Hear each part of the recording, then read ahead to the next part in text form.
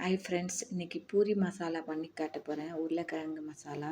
அதுக்கு ஒரு பேனில் எண்ணெய் ஊற்றி அதுக்கு தேவையான பொருட்கள் என்னென்னு சொல்கிறேன். கடலப்பருப்பு 1/2 டேபிள் ஸ்பூன், உளுத்தம்பருப்பு 1/2 டேபிள் ஸ்பூன், கடுகு.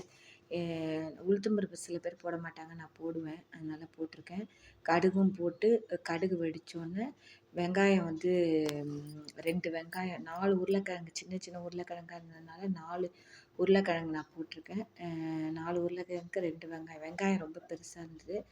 2 வெங்காயம் நீளமாக பொடியாக வேணாலும் நறுக்கலாம், சின்ன சின்னதாக நீளமாக நறுக்கலாம். பச்சை மிளகா 2, இஞ்சி வந்து உருளைக்கிழங்கு வாயுங்கனால டைஜஷன் கொடுக்கும், நல்லாயிருக்கும், அதனால் இஞ்சி போடுறேன். ஒரு துண்டு இஞ்சி போட்டு நல்லா ஃப்ரை பண்ணி இதுக்கு தேவையான உப்பு, மஞ்சப்பொடி போட்டு நல்லா வதக்கிட்டு இதை வந்து நல்லா கொஞ்சம் ப்ரௌன் ஆகணும். லைட் ப்ரௌன் ஆனோன்னு தண்ணி ஊற்றி வேக விடுங்க. நான் என்ன பண்ணிட்டேன்னா, பட்டாணி வந்து மத்தியானம் தான் ஊற போட்டேன், காஞ்ச பட்டாணி. சரியாக ஊறலை, அதனால் அதில் கொஞ்சம் வெந்நீர் விட்டு குக்கரில் விசில் வச்சேன். அப்பயும் கொஞ்சம் கடுக்குன்னு இருக்கு, அதனால் இதுலேயும் போட்டு அதை வேக விட போகிறேன். அப்போ கரெக்டாக ஆகிடும் அந்த பதம் உங்களுக்கு. ஆக்சுவலாக இந்த பாருங்கள், எல்லாம் வந்து வதங்கிடுச்சு, செவக்க வந்து கொஞ்சம் ப்ரௌனிஷாக ஆகிட்டு. இப்போ இதுக்கு தேவையான தண்ணியை ஊற்றிட்டு அந்த பட்டாணி கொஞ்சம் வேகலைன்னு சொன்னேன், அதுலேயும் இதில் போட்டு வேக போகிறேன். அப்போ கரெக்டாக இருக்கும். அது மாதிரி 4 உருளைக்கிழங்க மசிச்சு வச்சுருக்கேன், அதையும் காட்டுறேன். இந்த பட்டாணியை போட்டு அந்த இது கொஞ்சம் வெந்து வந்தோடனே அதுக்கப்புறம் அந்த உருளைக்கிழங்கையும் போட்டு இல்லை மிக்ஸ் பண்ணிவிட்டு 1 டேபிள் ஸ்பூனோ இல்லை 1/2 டேபிள் ஸ்பூன், கெட்டியாக வேணும்னா 1 டேபிள் ஸ்பூன் போடுங்க, இல்லைன்னா 1/2 டேபிள் ஸ்பூன் வந்து கடல மாவை கரைச்சி வச்சுங்க ஒரு பாத்திரத்தில்.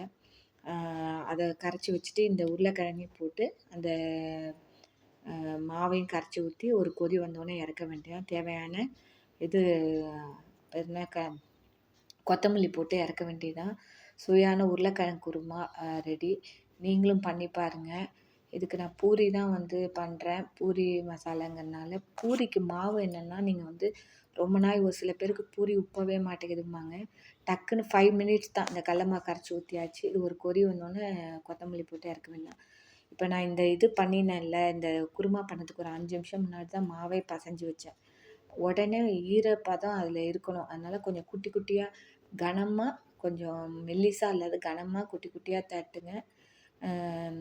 அப்போ நான் பூரி நல்லா உப்பின்னு வரும். ஆக்சுவலாக நான் இப்போ ரெடி ஆகிடுத்து, குருமா ரெடி ஆகிடுத்து. நான் பூரியும் ஒன்று பண்ணி காட்டுறேன் உங்களுக்கு. ஆக்சுவலாக உங்களுக்கு எல்லாருக்கும் தெரியும்.